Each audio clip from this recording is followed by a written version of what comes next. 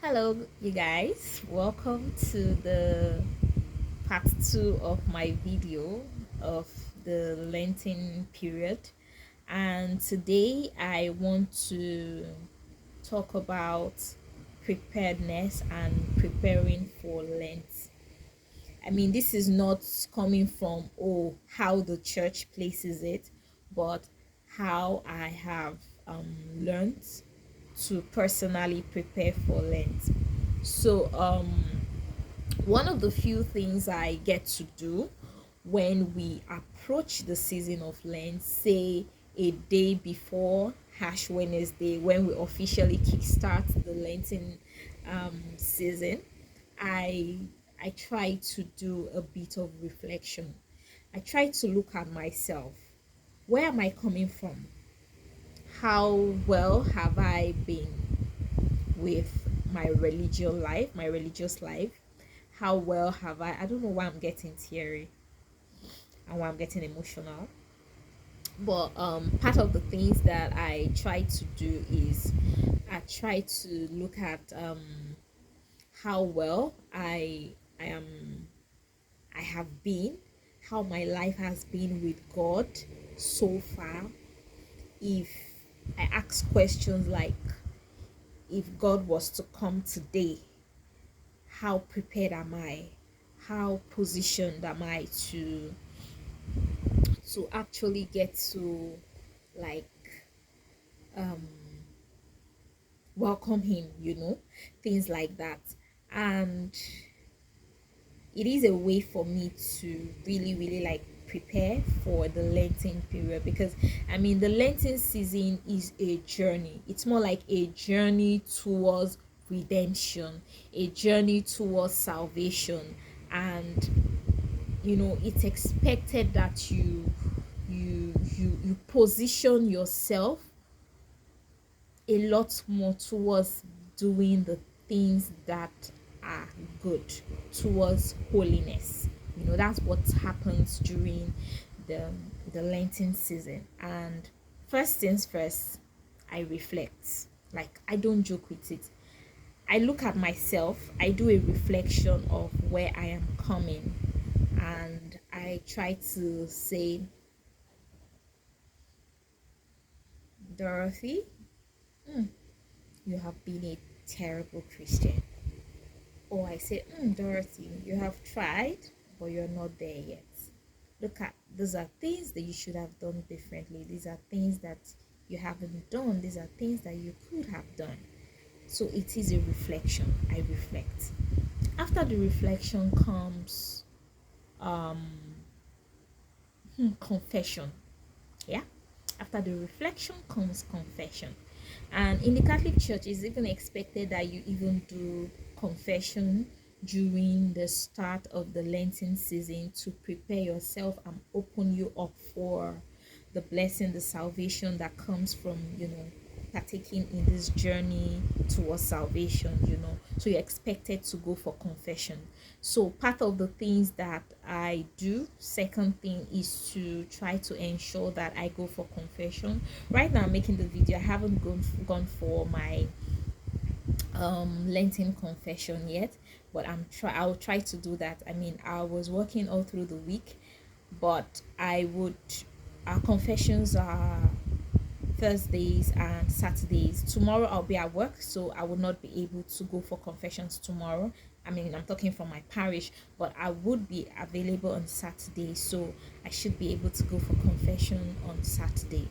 So these are like part of the things that you know you try to do to prepare yourself ahead of the Lenten period.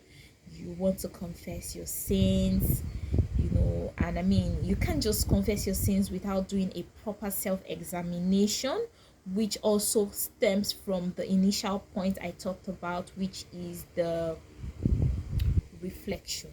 reflection and after the confession comes that devoutedness towards ensuring that you pray regularly.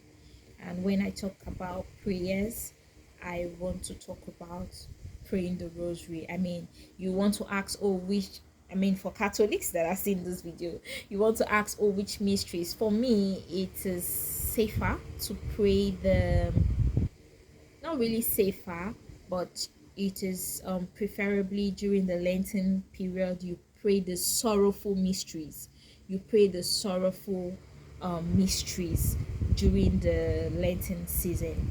And after that comes the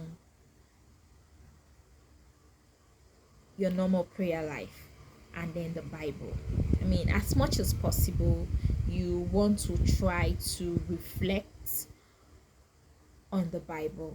Look at certain passages that helps you to grow spiritually, that encourages you. I mean, every part of the Bible has a message for you. Every part of the Bible has a message for you. But if you want to ask me for recommendation or like what I do, um, I tend to focus on the Psalm this season of Lent, and more I focus more on the Psalm 51, which is the Psalm of mercy, where David asks God for mercy.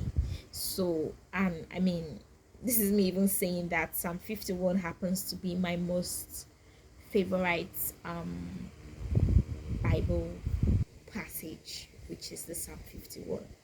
I mean, I reflect so much on that passage and it guides me through my daily Christian life. So you want to look at other Psalms and other Bible passages that reflect more for you. I mean, this is for me, but you could also look out for specific Bible passages that guides you through this entire journey. And I think with that, you are good to go. But most importantly, you cannot be praying, you cannot be fasting, yet you have so much grudge against your neighbor. Like, I mean, how are you? How are you so chilled with grudges this season, and yet you go to church, you're praying, you're fasting, you're reading the Bible, yet you are holding so much grudge against your neighbor?